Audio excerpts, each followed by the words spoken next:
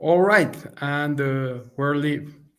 So, well, we're not live. This is recorded the video. So, for everyone who will be watching us later, we record this on December 21st, 2021.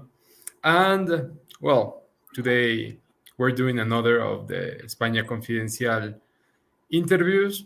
My name is Ugo Stornaiolo. I am the international correspondent for España Confidencial, and I am your host in uh, this series of interviews we're doing for our YouTube channel.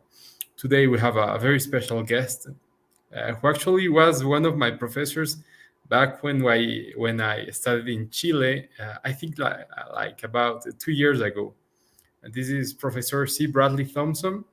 He teaches at Clemson University, and he has written a number of great books. And I think he's currently writing a new one, but I think we're going to talk about one of his latest books, since the topic of today's interview will be about the moral of the independencias, concretely about the American independence. So welcome, Professor Thompson. Ugo, it's great to be with you, and even better to see you again after 2 years. Well, so I think that I already introduced you a bit to our audience, but if you could introduce yourself to all the people who will be watching us, that would be great as well. Yeah, sure. I'm happy to do it. I am a professor at Clemson University, where I teach political philosophy. And my broad area of interest is the history of political philosophy from Plato to the present. But I'm probably best known for my work in 18th century political philosophy, more particularly American political thought. And I've done books on the political thought of John Adams, abolitionist political thought, neoconservative political thought, and my most recent book, which I suspect is what we'll talk a little bit about today, is titled America's Revolutionary Mind, A Moral History of the American Revolution and the Declaration that Defined it. I am also the executive director of the Clemson Institute for the Study of Capitalism here at Clemson University. And our mission in a phrase is to explore the moral foundations of capitalism. And I'm also the founder and director of the Lyceum Scholars Program, which is run by the Clemson Institute. And it's an academic program for undergraduates in which we use a great books approach to studying the history of liberty, capitalism, the American founding, and the principles of moral character. So that's a quick overview of who I am and what I am. And let me just actually add one other thing. I'm also a writer. I have a Substack known as the Redneck Intellectual, and you can find that at cbradleythompson.substack.com. So that's it. Yeah, we're gonna put a link to your Substack in our description later on. Well, Professor Thompson actually was the American professor that I had in my Tifa Santiago program 2 years ago. And well, I think that I disagreed with him a lot back in the program. I think that he was one of the best teachers and professors I've had, and I've learned a lot about political philosophy and many other things back then, and then by studying by my own after that. So, well, on today's topic, I would like to begin with a simple question. Well, since the American founding was inspired by a particular set of leaders who were as well inspired by other principles and by the great books, what do you think is their main influence? Who do you think is the most important thinker that they were citing and they were inspired by when they were fighting against the British and drafting the Declaration of Independence of the U.S.? Yeah, so great question. And let me just remind your audience first who I consider to be the principal leaders of the American Revolution. And they would be in the early years, Patrick Henry and Samuel Adams. And then in the years up immediately before the revolution and through the revolution, it would, of course, most importantly be George Washington and John Adams, Thomas Jefferson, James Madison, Alexander Hamilton. They are what we call the principal leading founding fathers. And I would say that up until 1776, during the years of the so-called imperial crisis, and the imperial crisis was that period in colonial American history between 1764 and 1776, when British imperial officials tried to impose a series of new laws and regulations on the colonies, on the American colonies. And in their response to what we might call the imposition of the British deep state on American life, politics, and culture, I think there is no question, it's indisputable, that the leading philosopher, you might call him the philosophic godfather of the American Revolution, was the 17th century English philosopher John Locke, whose principal works were in epistemology, an essay concerning human understanding, which is not read very much today, but actually had a profound influence on colonial Americans. And then, of course, his most famous work in political philosophy, which was the Second Treatise of Government. And if you read the literature of the revolutionary period of the imperial crisis, I mean, there's no other European philosopher who even comes close to approaching the influence that Locke had on American revolutionaries. Now, you can say that they were profoundly influenced, which is true, in their own personal moral philosophy, for instance. I would say by certain Greek and Roman philosophers. They read, I mean, certainly the leaders of the revolutionary generation, those who were college educated, all would have read Plato and Aristotle in the Greek, and they would have read Cicero, and particularly Cicero's De Officiis, translated as On Duties in Latin. And in many ways, I would say that it's Cicero who, second to Locke, had a significant influence on the revolutionary generation. But I would say that influence was on their personal moral views, and not so much. I mean, Cicero didn't really serve any purpose for them during the years of the imperial crisis and their battle with British officials, with the British Parliament and George III. But in response to the question, how should I live my life? You know, what's the good life?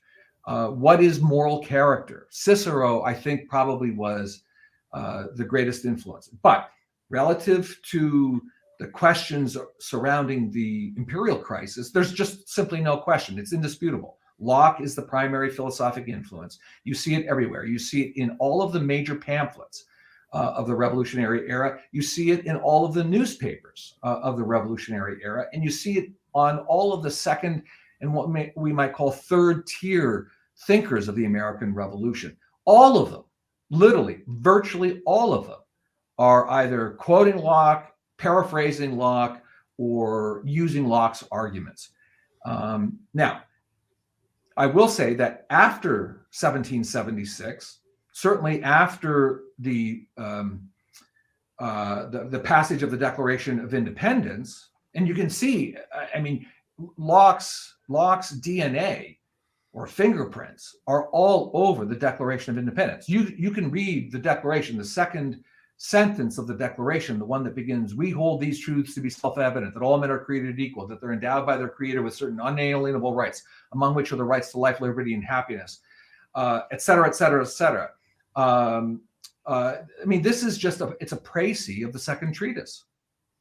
So the influence is enormous. Now, I will say, however, after the passage of the Declaration of Independence, when the former colonies, now states, are creating new governments and drafting their first ever written constitutions, Locke is not so much of an influence on them then. And I think probably the principal influence on the revolutionary generation after 1776, during what we might call the constitution-making phase, which concludes in 1787-88 with the drafting and ratification of the federal constitution, I would say the primary influence on the American founders was the 18th century French political theorist Montesquieu, whose Spirit of the Laws was read by all of the founding generation and was a significant influence on how they thought about constitutions, political institutions, and the mechanisms of government. Well, since you already mentioned that Cicero was a great influence, as well as Locke and then Montesquieu, but Cicero was an influence on their moral character. And well, since one thinks about morals, one may also think about religion or about the beliefs of the founding fathers. And so some people think that the founding fathers were very religious people, but I would like you to explain to us, if do you think there's an influence between the religion of the founding fathers and the way they tried to create this new country that was the United States? Sure. So let's just begin with the simple and obvious facts. Upwards of 98, 99%, maybe even higher, of all Americans during the revolutionary period throughout the 18th century and really throughout much of the 19th century, they were Christians. So virtually all Americans were Christians, and this goes back, of course, to the what Tocqueville in Democracy in America referred to as the first foundings. And the first foundings, of course, go back to the early 17th century, when the Jamestown colony was founded in what would become Virginia, and Plymouth colony was founded in what would become the Massachusetts Bay colony. And of course, the northern or New England colonies were settled primarily by Puritans, 5-point Calvinists. And so, throughout all of colonial American history, really up till the Civil War, at least, virtually all Americans were Christians of one kind or another. Now, it is the case that in places, in certain colonies and then states, namely Maryland, certainly during the colonial period, was founded as a proprietary colony by Catholics. And of course, Pennsylvania was founded by the Penn family, and they were Quakers, and Pennsylvania had a significant Quaker population. But the point being is that virtually all Americans were Christians. Now, the real difficult question, where there is a great deal of controversy, is on the question, was America founded as a Christian nation? And my own view of that is somewhat controversial with some people, but standard operating fare for many others. My own view is that America was not founded as a Christian nation. It is a nation of Christian people, and certainly during the period of the founding and in the 150 years before the founding, and for at least 100 years after the founding, I would say America was a nation of Christians. And of course, if it's a nation of Christians, the theology of Christianity clearly was in many ways the major impact on American life and culture. Of course, I mean that can't be denied. But the question is, was America founded as a Christian nation? And I don't think it was founded. It was not set up. It was certainly not set up in the way that, say, 17th century New England or Massachusetts was founded as a kind of semi-theocracy, right? Or really any of the colonies. I mean, you could say that many of the colonies prior to the Revolution, you could say that Massachusetts, for instance, was a Calvinist, or Connecticut was a Calvinist state, because there was a relationship between the state and the church, right? All people paid in Massachusetts or Connecticut, for instance, all residents, regardless of their religion, regardless of their particular denomination, paid a tax to support the established, the ministers of the established church. So you could say that those colonial colonies, or the colonies, were founded, certainly Massachusetts Bay and Connecticut were founded as Christian colonies.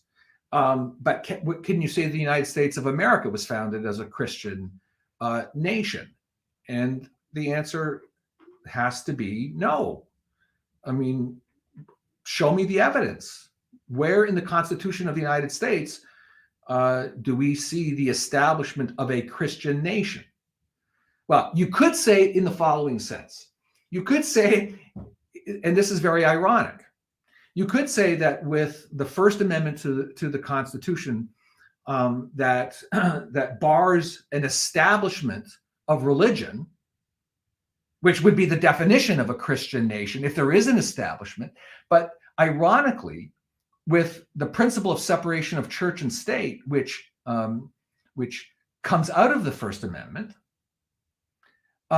the unintended consequence of separation of church and state was a flowering of Protestantism in the United States, right? So you get an explosion of religious fervor in the United States, I would argue, actually as a consequence of the separation of church and state. When people are left free and they're not coerced by the power of the state to support an established church, at least in some places, in some cultures, rather than diminishing the status of religion in that state, it enhances it, but presents it, promotes it unintentionally as an unintended consequence in a variety of different ways. Well, I was just going to ask you about the First Amendment and freedom of religion in the US, but I think that you already talked about it, so that's not necessary anymore.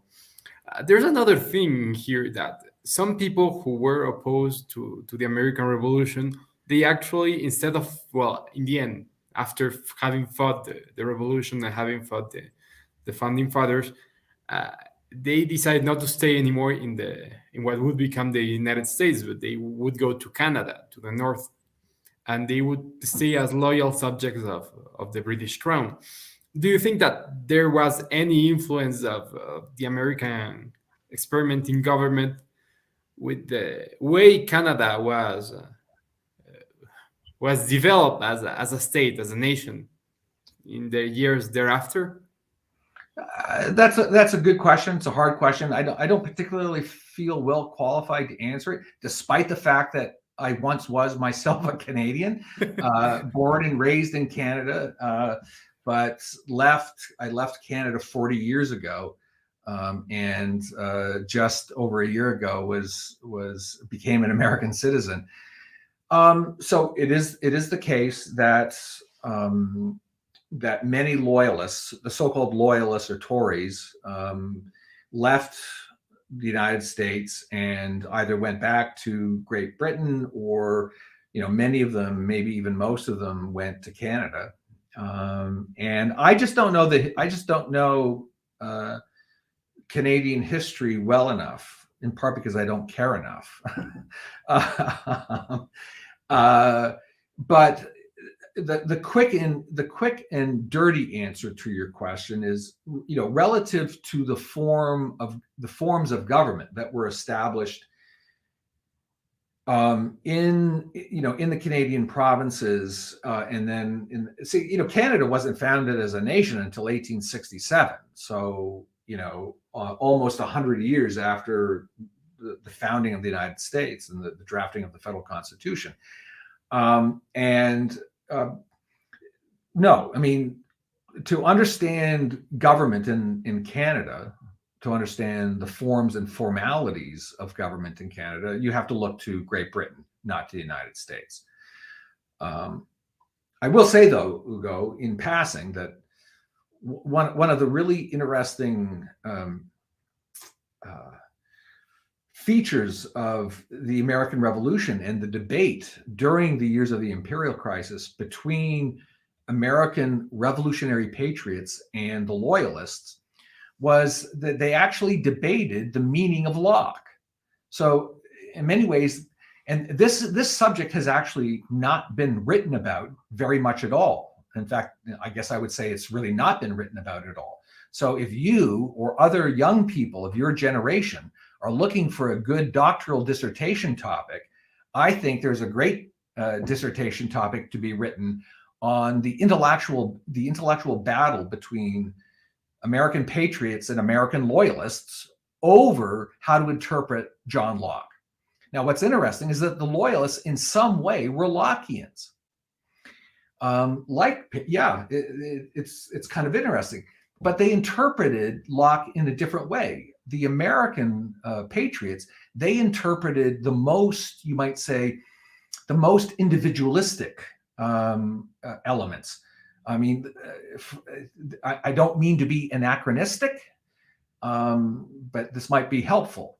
The American patriots' Locke is a kind of libertarian, but the loyalists' Locke was, you might call, a British Whig / Tory, who believed their Locke was a proponent of parliamentary sovereignty, right? Which was the major sticking issue of the political constitutional battle during the imperial crisis. So the loyalists, unlike the patriots, were defenders of British actions, most, though not all, British actions, British laws directed against the colonies between 1765 and 1776, because their Locke is the majoritarian Locke. Their Locke is the Locke of parliamentary sovereignty,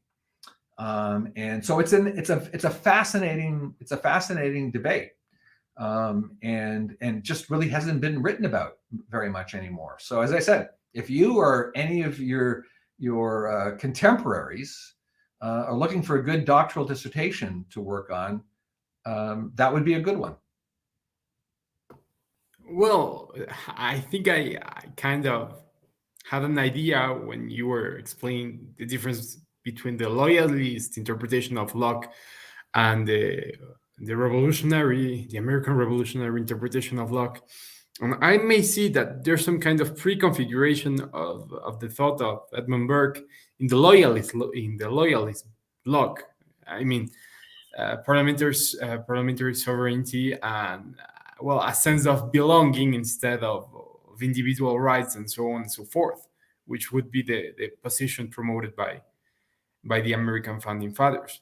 But, well, since I already talked about Burke, there was an interesting situation when it comes to the American founding, since actually the people who were involved in that, they were trying to set up a new nation, a nation that didn't exist before. I mean, you had the American colonies, you had their colonial identities, but they were somewhat British, American British, so to speak. But in other places of the world, let's say France, which had its own revolution a few years after, there was already a deep national identity. And so my question for you would be, what can be described as the American nationalism? Since America is pretty much a new thing. It has a very recent history compared to all of any other countries that had a history prior to that point, and that can be contrasted to the rest of the American countries. I mean, in Latin America, we have similar experiences. So America, the United States of America, was, as far as I can tell, the first nation in the history of the world founded on the basis of an idea or a philosophy. In the first essay of the Federalist Papers, Alexander Hamilton wrote, and I'm paraphrasing, he said, it's been left to the people of the United States, it's been left to the people of this country, he said, namely the United States, to determine the great question, whether new nations can be founded on the basis of reflection and choice, or whether they must be forever grounded in accident and force.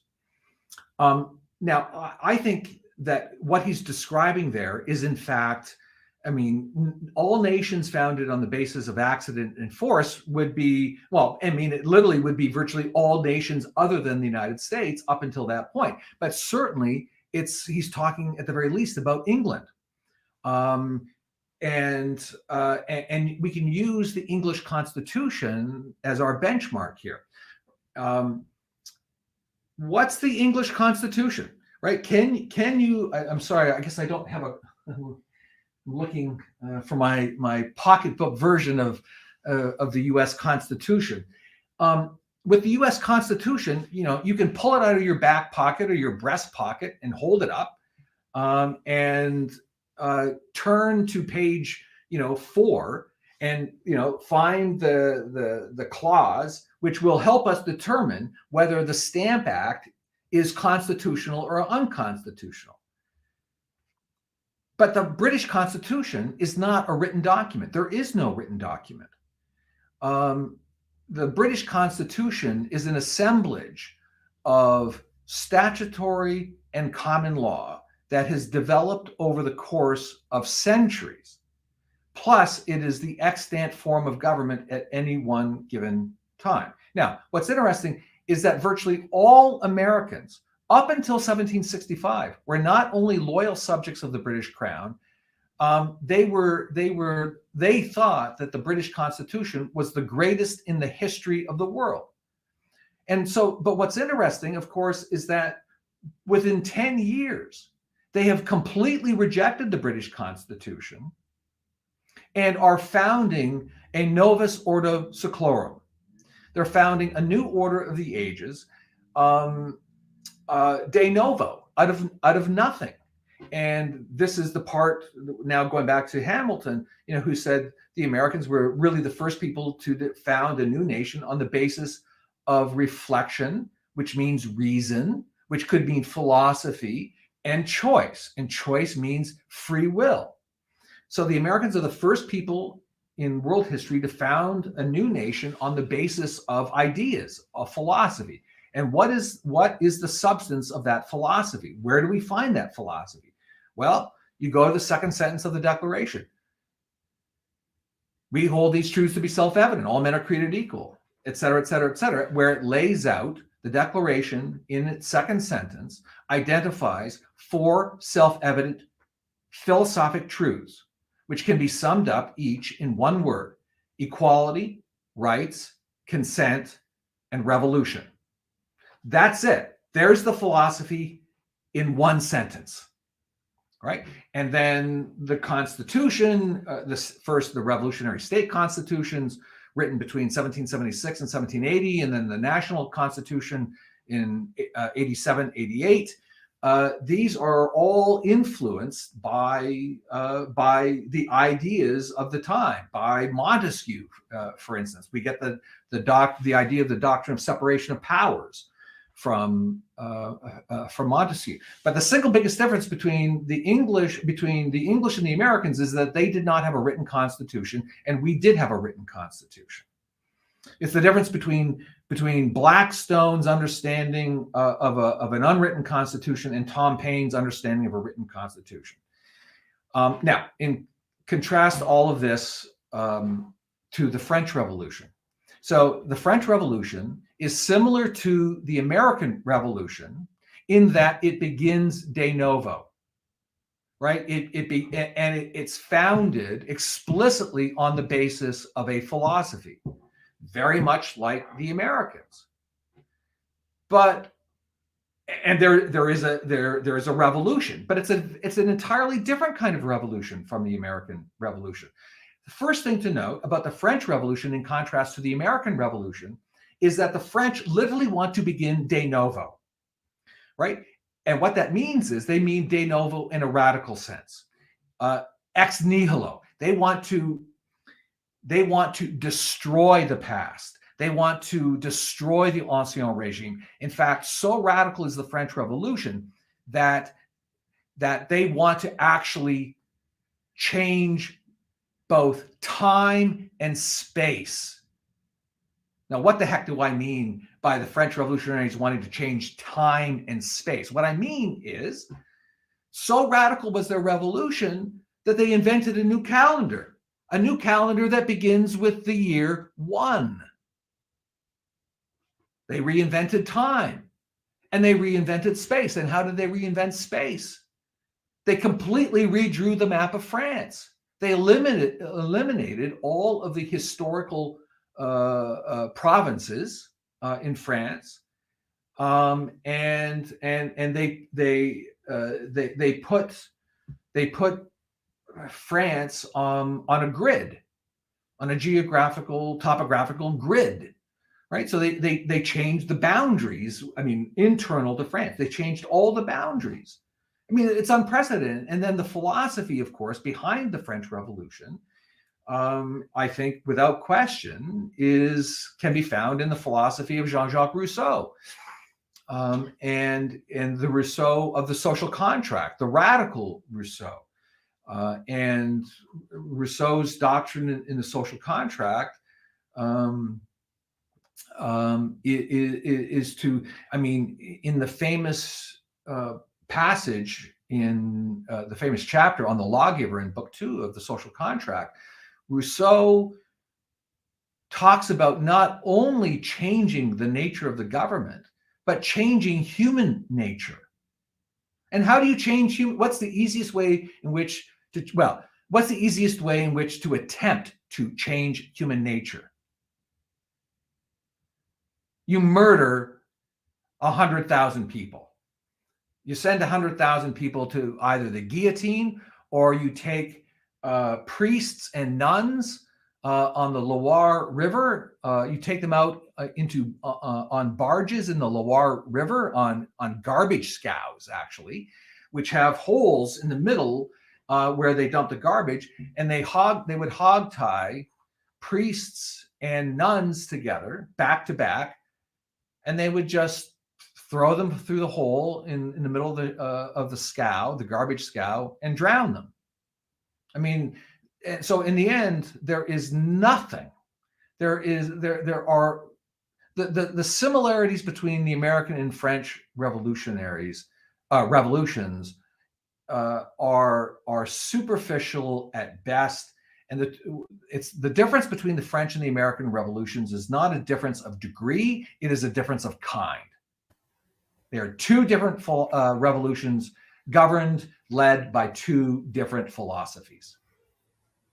Yeah, well, I think this point is very important because, well, you see that the basis for modern conservative can be pretty much summed into, well, at least Anglo-Saxon conservatism can be summed in the moderation of the American Revolution and of Edmund Burke, and trying to have a middle ground and to promote certain virtues, while the revolution in France and its results, both left and right, create a lot of radicalism. And you see, for example, in the left, you have all of the people who were influenced by Rousseau, such as Marx.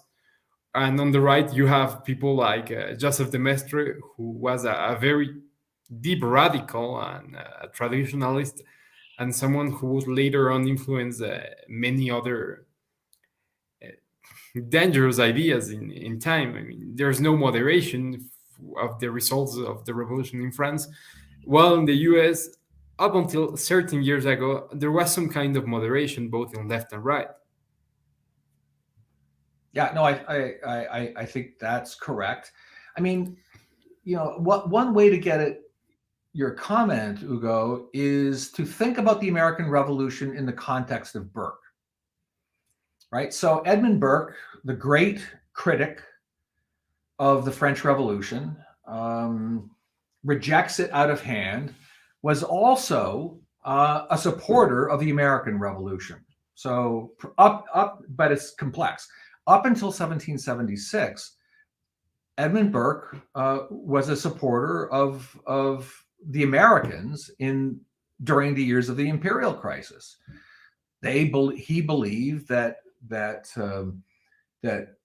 English imperial officials, Parliament, and the King had overstepped their grounds. And he has this wonderful passage in one of his speeches. It might be a speech to the voters of Bristol. I'm not positive about that, but he talks about the spirit of American liberty. And he said, the problem with you parliamentarians is that you do not understand this American spiritedness, the spirit of American liberty. And this spirit of American liberty was, in effect, born and bred into the bones of the Americans.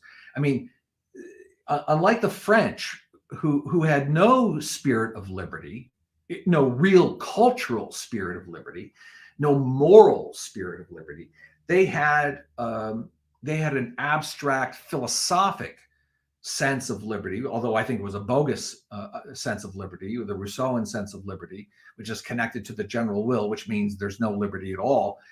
But the American spirit of liberty was formed out of the meeting of two very different forces. On the one hand, there was the philosophic spirit of the Enlightenment and the ideas of John Locke. But those ideas, the Lockean ideas, were not some abstract, highfalutin system of ideas taken up only by philosophers. One of the really interesting things that I found in the research for my book, America's Revolutionary Mind, is that Locke was being read not only by people like John Adams and Thomas Jefferson and James Otis and the great leaders of the American Revolution, but that Locke was being read by ordinary everyday people, by hardscrabble farmers living on the Western frontier. They read three things. They read the Bible, Shakespeare, and Locke. And what's interesting is that Locke's description, for instance, of the state of nature, it actually described their experience, right? And the way in which colonial Americans first, and then revolutionary Americans, as they continued to move further westward, they were, in a sense, constantly living in or on the edge of a kind of state of nature. Not a Rousseauan state of nature, a Lockean state of nature. And they lived for periods of time without government, or without very much government at all. I mean, if you are living in the Appalachian Mountains in the late 1770s, for instance, 1780s, during the 70s, you are way outside of the control of Whitehall and the British Parliament. You're outside of their control, but you're also outside of even the control, the regulation, the power of your own colonial and or state legislature. If you're living on the frontier, you are living as close to being out of civil society and under the control of a government as you could be anywhere in the world where there is no government. So in other words, to sum up, so in America, this spirit of liberty that Burke spoke so eloquently about was when there was a convergence of certain ideas, namely the Lockean ideas,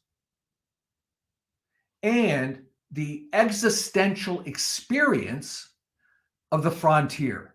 And so when these Lockean ideas came together with the frontier, it developed over time, over decades, a spirit of liberty, which Burke was utterly stunned by the spirit of liberty, and he told his fellow parliamentarians, do not mess with the Americans, because they have this spirit which we don't understand, and it's best left alone by us.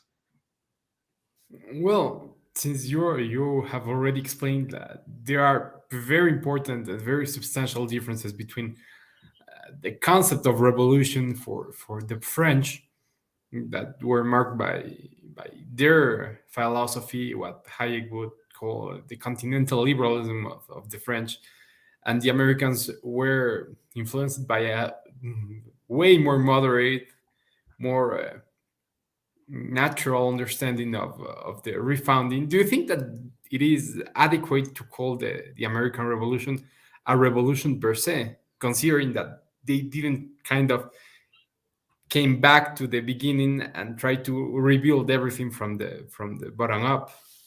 So I'm sorry, Ugo, I didn't quite hear what you said. A Oh, revolution? yeah. All right. A revolution, So, what?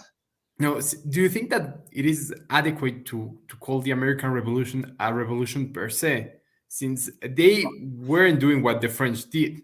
The French tried to erase everything, their history, and try to rebuild everything from the bottom up. But the Americans, they tried to create something from what they already had, but severing ties with the British. So do you think it's a revolution per se, or it can have another name or something? I do think it's a revolution, but it's not the kind of revolution that the French or the Russians had or the Chinese had. It was not a cataclysmic revolution. And unlike the French, Russian, Chinese, Cambodian revolutions, the Americans did not attempt to eradicate the ancien regime, right? Let's call it the American ancien regime. No, I mean, they were not trying to eradicate their colonial past. They were, in many ways, reforming their colonial past. But what's interesting, for instance, is that the state constitutions that were drafted after 1776, or during and then after 1776, were basically replicas of the colonial governments. So they learned from their own history, and they used and adapted their own history, first and most importantly, to a new philosophic foundation. So what's the big difference between the state revolutionary constitutions that were drafted between 1776 and 1780 and the colonial charters which formed the colonial governments? Is that the revolutionary constitutions were grounded in the philosophic principles of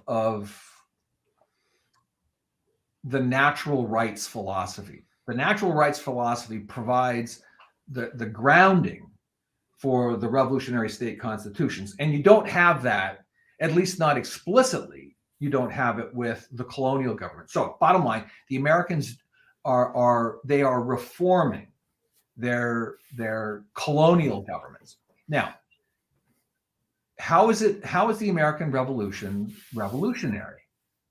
Well, the first, as you sort of already noted, it's just completely different. It's not what the French were doing. The French were eradicating their past. The Americans were simply cutting ties with the mother country, but they were not necessarily revolutionizing the internal structures, the internal manners and mores of their inherited culture, which was still in many ways English. Now, but I will say though that the American, what's revolutionary about the American Revolution? It's the gentleness of the revolution, particularly, and the slowness of the revolution. The American Revolution, you could say in 21st century America today, is still unfolding slowly. It's the ideas of the Declaration of Independence. I mean, surely, right? Obviously, the principles of the Declaration, particularly the first two self-evident truths, namely equality and rights, were those truths fully 100% practiced in 1776 or 1790? No, of course not. Slavery is the obvious counterfactual to such a claim. But the Americans planted seeds in what was already a relatively open and liberal culture, but they planted revolutionary seeds that were watered and nurtured and grew slowly over time. And those principles of the Declaration served as a standard by which Americans for over 200 years have attempted to approximate, to live up to. And the French tried to create their revolutionary utopia in the first decade. The American Revolution is still experiencing and attempting to live up to those, to its original founding principles. And that, I would say, is the primary difference. Well, you see, in the Hispanic countries, there's some kind of middle ground between the American and the French and all of the related revolutions to the French. Because in a sense, they severed ties to the mother country, to Spain, and they also tried to build nations from the ground up. And you can see that happen in Argentina, in Chile, in Ecuador, well, Brazil is a different case. I won't talk about Brazil because Brazil is pretty much Portugal, but in America, and then Portugal became its own thing on the side. But for the Hispanic countries, at the beginning, they tried to create something new from the ground up. But then, after that succeeded and failed at the same time, the founding fathers of the Hispanic countries, they kind of understood, no, we have to return our ties with Spain because we need Spain to be ourselves. And this is something that happened to Bolivar. This is something that happened to Iturbide in Mexico, to San Martin in Argentina, in Peru. And so maybe you can see that there's some kind of influence of the American found in the Hispanic countries. But I don't know if you know anything about it. I don't really. And so you really ought to have a guest. I think we probably know a few at the University of Andes who could speak to this. And if you do, I'd love to be a fly on the wall and be the student to learn from people who actually know the history of, let's call them the Spanish New World foundings, of which there were, of course, many. And I will say one thing. And that is, it is the case that some leading American revolutionaries kept close tabs on what was happening in the Spanish New World. Principal among them was John Adams. John Adams was he was a modest conservative supporter of revolutions in the New World. He was also very skeptical that they would amount to much, but he followed them. And if you read his correspondence with Thomas Jefferson, late in their lives, after, let's say, 1815, Adams and Jefferson talk a little bit about the Spanish revolutions.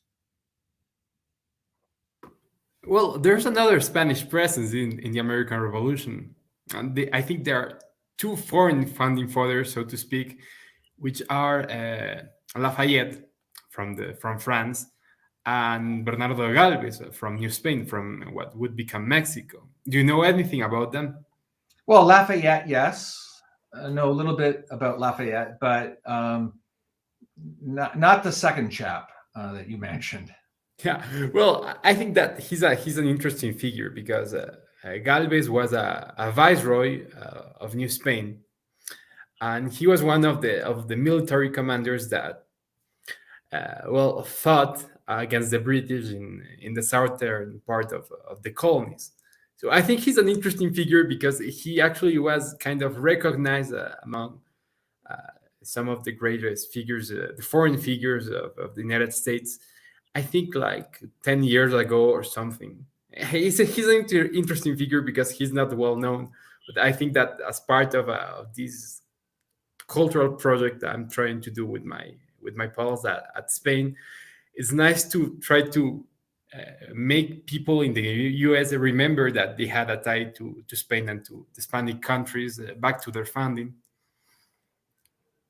Yeah, and I do think, I mean, my own ignorance of the subject suggests that I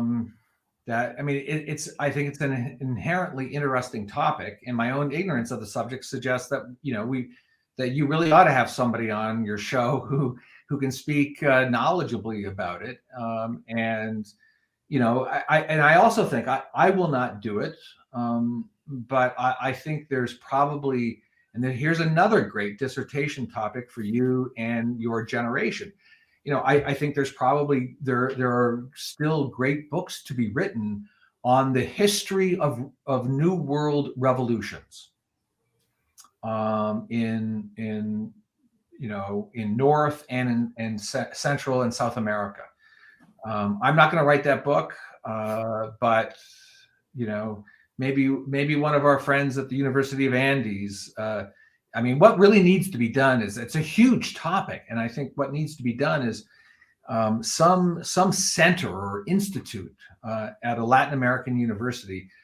There has to be a center or an institute formed, sort of like a Frankfurt School of Latin American founding studies. And which would study the history of the revolutions in all of these countries.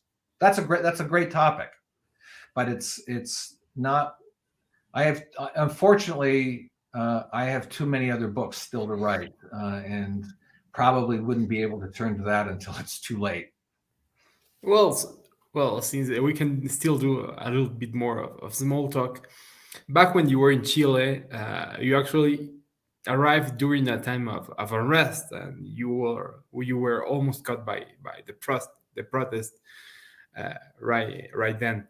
And right now in Chile, there's a candidate from a left-wing coalition. I think he's a communist or a socialist, called Boric, who actually won the presidential election. What do you think happened in Chile, since you were there and you were teaching to us like 2 years ago? Yeah, so unfortunately, I don't really know. I haven't been back to Chile. I went every January for 11 or 12 years, teaching in the program that you attended, the Institute for Leadership in the Americas, sponsored by the Fund for American Studies. And I did that for many, many years. But the event was canceled last year because of COVID.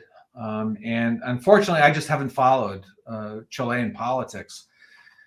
So, in fact, what you just said is all new to me. I just haven't been aware. But what I can tell you and your audience is that, yes, on my last day in Santiago, just after I finished the last of my 8 lectures, I was in an Uber on the way to the Santiago airport, and my driver, for reasons that are still unknown to me, decided to take the slow route, the overland route through the middle of the city rather than going through this underground tunnel. And we got caught. Eventually, we got caught in an anarcho-communist riot. And by being caught in it, I mean, we were literally in the middle of it. I mean, our vehicle was assaulted, surrounded by these aggressive, threatening barbarians who were threatening not only me and my driver, my Uber driver, but they were, I mean, visibly there was a car beside us. And the car it had a young husband and his young wife and their two small children in the back seat. And they were threatening them as much as they were threatening us. And those anarcho-commies were barbarians. And we barely got through there, alive. And I mean, we at one point, we were caught between the anarcho-commies and the army, and they were throwing rocks back. Well, the anarchists were throwing. Anarcho-commies. Let's be clear: there are no anarchists. They're really just the brown shirt wing of the Chilean Communist Party, and they were throwing rocks at the police over our car, and the police or the army, I'm not sure which it was. They were firing tear gas at them. And so we had the army in front of us, the anarcho-commie thugs behind us, and we were caught in the middle. It was an event I will never forget. Well, do you think there's any kind of similarities between what you just described and what happened last year and, well, this year in the United States? I mean, there was a lot of protest due to the Black Lives Matter movement in the US. And then on January this year, there was a kind of a right-wing insurrection that came to the Capitol. And, well, you see there's a similar violence in both events and what happened in Chile. In my own country, in Ecuador, in 2019, there also was a protest, and there was some similarities. But what about the United States? Yeah, it's a great question. So I do think that there has been, probably over the last decade, the rebirth of the global left. And this global left is, it's not your grandmother's leftism. This is a kind of leftism that is more reminiscent of the Khmer Rouge in Cambodia in the 70s. They are rabid, and it is a global movement. I mean, in fact, when we were in Chile 2 years ago, I have some good Chilean friends, and one of them had actually infiltrated the anarcho-communist movement, and he tells me that they were being funded in part from the United States. And I absolutely believe him, and that there was a Chilean version of Antifa. So it's a global movement, and in the United, it has blown up. Obviously, you and your audience have seen it on TV. It's blown up in the United States. It had its peak not this past summer, but the summer before. And it does seem to be dissipating in terms of its open violence, but it's still there. And I think they're waiting for the next incident that they will exploit and cause more damage to individual lives and property. Now, I think the really important question is, Like, how did this happen? Where did this come from? And I don't mean just here in the United States. I mean globally. It's an interesting phenomenon. You're not old enough, Ugo, to know this, but I was a young man when the Berlin Wall came down and the Eastern Bloc collapsed, and in 89, 90, 91, and through the 90s, I mean, it was very interesting. The Marxist left went underground. Most of us thought that they just disappeared. We thought that Marxism was dead as a doornail. But it turns out it wasn't dead. It turns out they just were regrouping. They went underground, and they resurfaced as a kind of postmodern left. Right? I mean, when I was a young man in college, you go to the college bookstore, and what you saw was Marx. You saw a lot of Karl Marx. All the history, philosophy, English literature, political science courses. It was just, you were just reading Marx, but you were actually reading Marx. But the postmodern left that was reborn in the I'd say really reborn after the Iraq War, was a combination of both Marx. You could say it's Marx plus Foucault, and it's a different kind of left than the kind of old left that I was fighting as a young man. It's a very different kind of thing. It's rabid in a way that the old left was not. The old left at least believed in reason and science. The new postmodern left believes in none of those things. And I mean, here's the difference. I'll sum it up for you very quickly. The difference is the old left believed in scientific socialism. The new left is inherently nihilistic. The new left is nihilism plus socialism.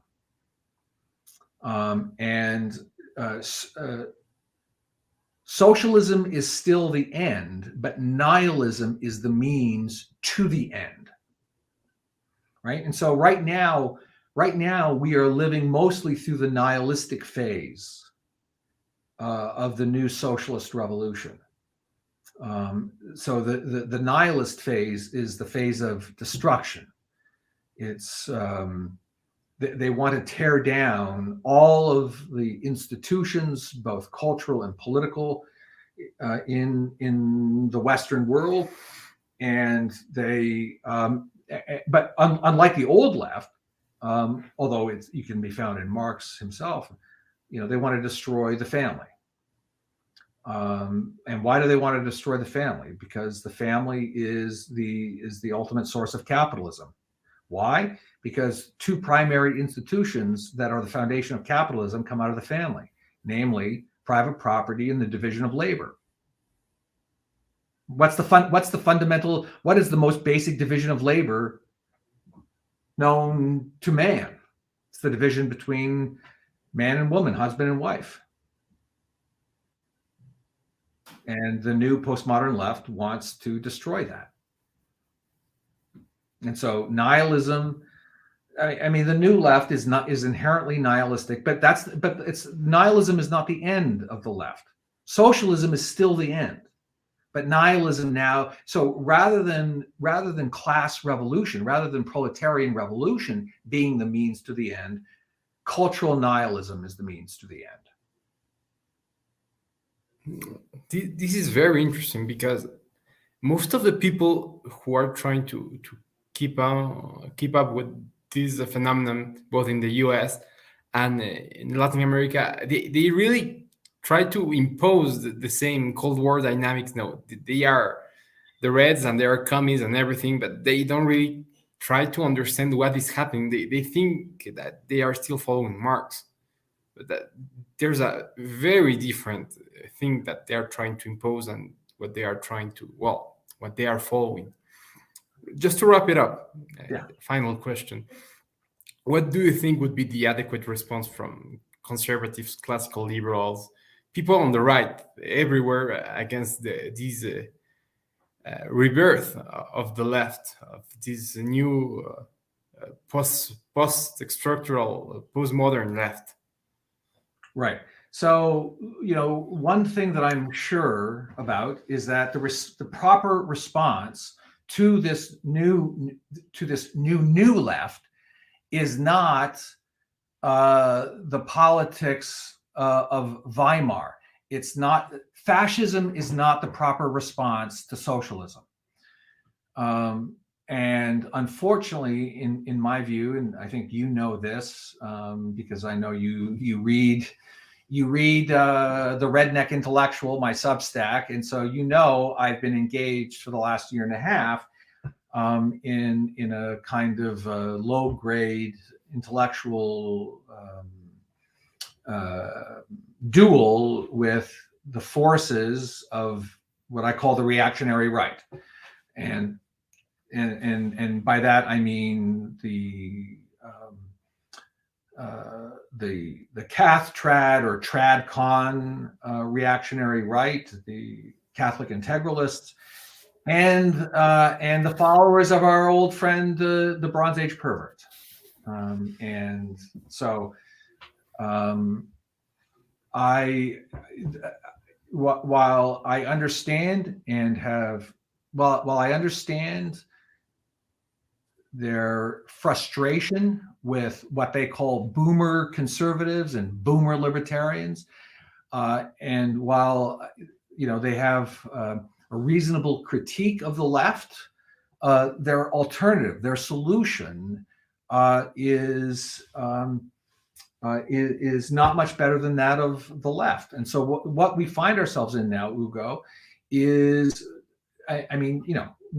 what is this year? We are in 2021, exactly 100 years after Weimar Germany.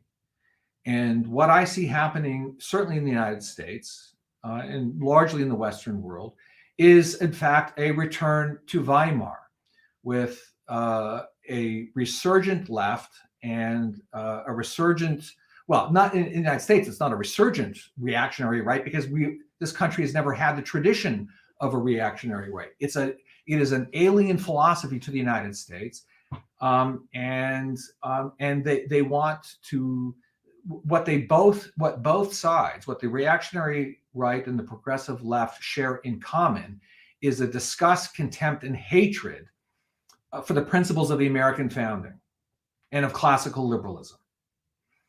And they want to, which is why I have become a target for both sides.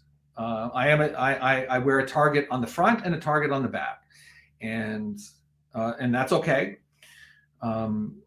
But the new reaction, the new ideological political forces that are arising in this country, I do not think are a proper response to the nihilistic left. This is very interesting. I mean, I do follow some of the people you mentioned. I have my agreements and my disagreements with some of the people in the Tradcat community. Yeah, I get your point. At least on a legal understanding, they might be somewhat correct, but on the way that they react to the developments of the left, they are as radical as they are. They still don't have the strength to apply what they're believing, but they are as radical as some of the left. On the other hand, I do not really like most of the ideas of the followers of the Bronze Age pervert, mostly because I don't really understand why they like them. But still, it's something, and they're gaining strength as well. I think that a right reaction for what's happening would be to have some kind of moderation in all of the philosophies that are developing against this new left, as you have called it. The problem is, I don't know if people can know how to moderate themselves, which is something I've experienced myself and among the people in Latin America. who try to keep up with these philosophies. I mean, in Latin America, the people who would be very close followers of the trad cats, they tend towards certain dangerous positions. But the people who try to stay as classical liberals or as bona fide conservatives, uh, they are not strong enough to actually make the left not have more power. I mean, in my own country, in Ecuador, we have a president who's a classical liberal, or at least he says he's a classical liberal. Some of his advisors are Christian Democrats, but the guy, he's just playing the left's game in my country. So there has to be some kind of way to make an agreement between all of the factions in the right. I think that's my position. Yeah, I mean, I think that's right. And by the way, I mean, I want to make it very clear that despite my criticisms of let's say, these two wings of the reactionary right, I am also as great a critic of, what they call boomer cons or boomer libertarians as they are. I mean, it is, and actually I'm being attacked not just from I'm sort of like, I'm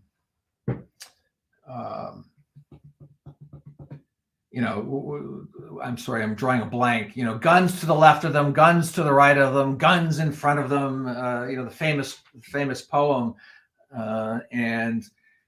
So that's it for me. I've got, the left, the right, the front. I mean, and the problem is the problem with regular conservatives and libertarians is that they lack energy. They lack energy and they lack principle. And they don't, I mean, it is a valid criticism to describe their philosophy as a philosophy of losing, because they have been losing. They've been losing for 30, 40, 50 years, actually. And that's because they don't actually have principles, and they don't have a personal moral philosophy which integrates their principles with action, right? And that, in my view, is what's most needed today. Is a youth movement which unites theory and practice, right? If you're gonna talk the talk, you have to be able to walk the walk, and you have to have a principled, consistent philosophy that provides a guide, but also that is united by the virtue of integrity. That's what we need today. All right, we need a strong, principled movement in defense of liberty, and that's what I stand for, and that's what I wake up and try to. That's the fight that I try to fight every single day. Well, and this is something that both of these schools of thought in the reactionary right do have. I mean, the Tradcons, and the Catholic conservatives and traditionalists in the U.S., they are very in touch with their faith, and they're trying to promote it and so are the followers of the Bronze Age pervert. They are people who are actually they have principles. They are not the same principles as, say, libertarian conservatives and classical liberals, but they have principles, which is something I know people like the guys who run and who write in National Review, they don't really seem to have. Yeah, no, I mean, National Review, I mean, all of the big DC think tanks, they've become producers of white papers, right? 30 years of white papers. Okay, I mean, like how does that how does a paper on what does the 117th paper on free market transportation policy, or legalizing marijuana, how does that appeal to today's young people, right? I mean, my great concern about traditional conservatives and libertarians is that they have no message that appeals to young people. They don't understand the trials and tribulations of young men and women today in their 20s and early 30s. They've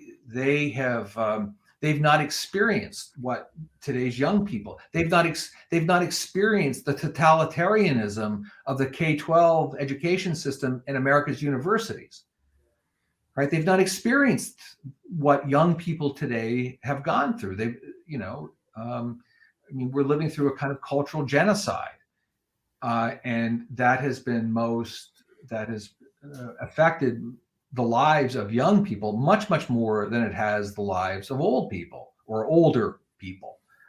And so we need to find a voice, a new kind of voice that will appeal to young people and that will motivate them according to principles that are true.